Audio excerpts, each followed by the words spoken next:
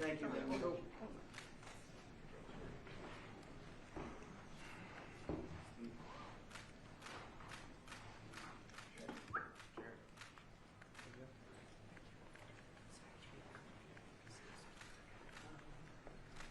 you want to take a couple of questions?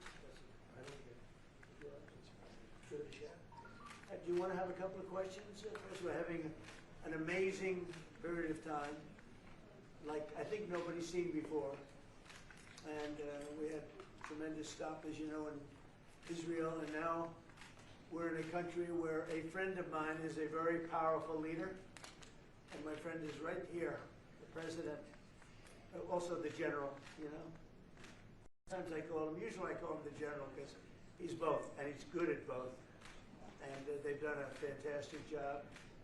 And they have very little crime, you know, because they don't play games, that's why. They don't play games like we do in the United States with governors that have no idea what they're doing. But they don't have crime. I ask about crime and they almost don't even know what I'm talking about. So it's a great tribute to this man. He's done a fantastic job in bringing this country together, and the United States is with him all the way. Thank you. Okay, all the way, and it's an honor to be with you. Sir, what will Egypt's role play in the peace process here? We played a very important role, and they had a very important role with Hamas. In fact, the general was right here, was very instrumental because Hamas respects this country and they respect the leadership of Egypt.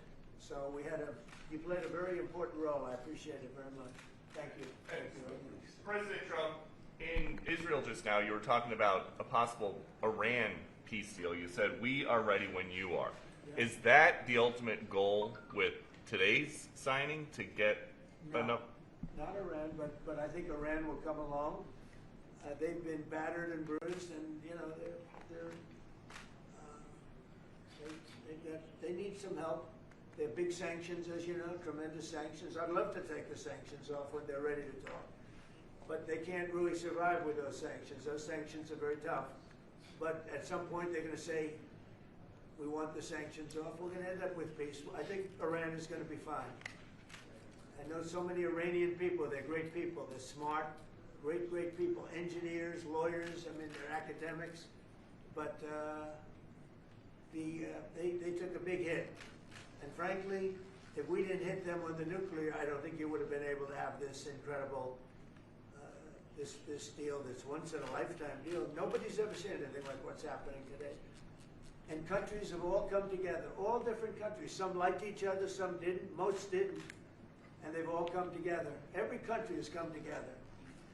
And by the way, Iran did put out a statement, you know, that they support this deal very wholeheartedly. So that was in itself something. But no, I think they want to, that's all I do in my life. I make deals. And they want to make a deal. Now that the living hostages have been returned, can you please tell us what the next steps are? Well, they're going and looking for bodies. It's a pretty gruesome task. And they know where numerous are, as you know. I guess 5 or 6 are in yet now.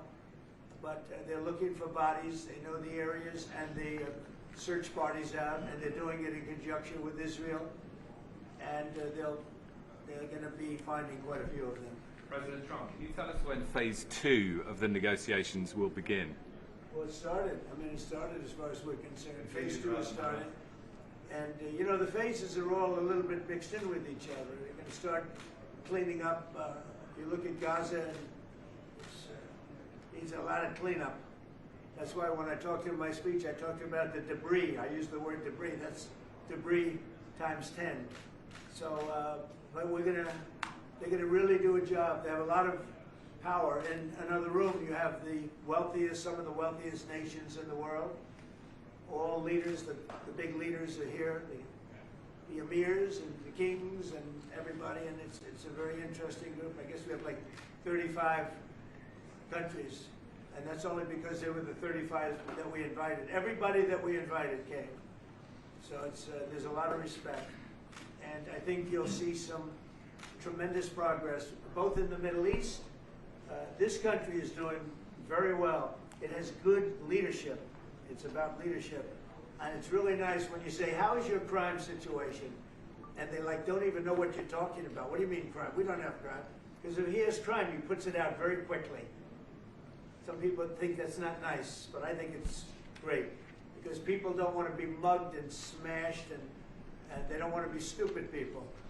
They have a place that is doing very well. We're very proud of him. Because we knew each other from the beginning. The first time I met, it was in a hotel, and I was going to meet him, and then Hillary Clinton was following me. Remember? Hillary Clinton.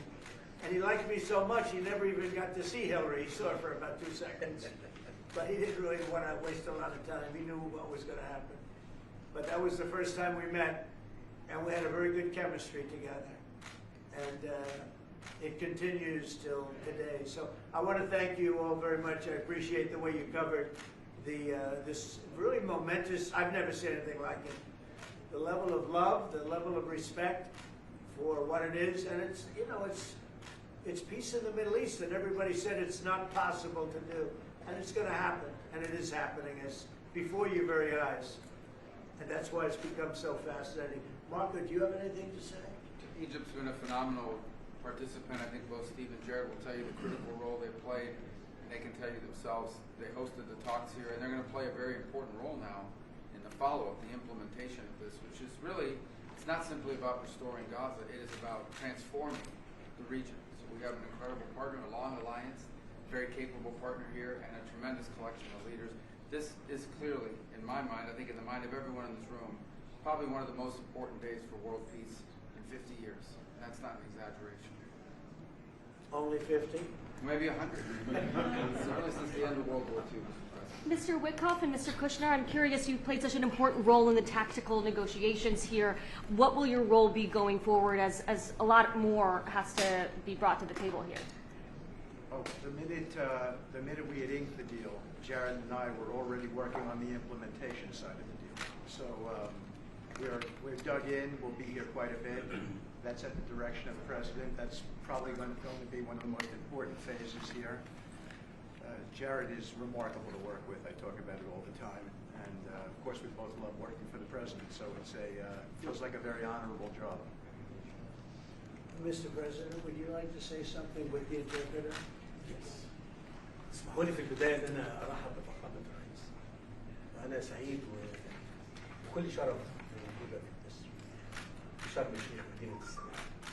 يسمح لي فخامة الرئيس أن أنا اسمي واسم كل المصريين ويمكن حتى وكل محب السلام أوجه لك التحية الأخيرة والاحترام على تحقيق هذا الإنجاز الرائع والعظيم.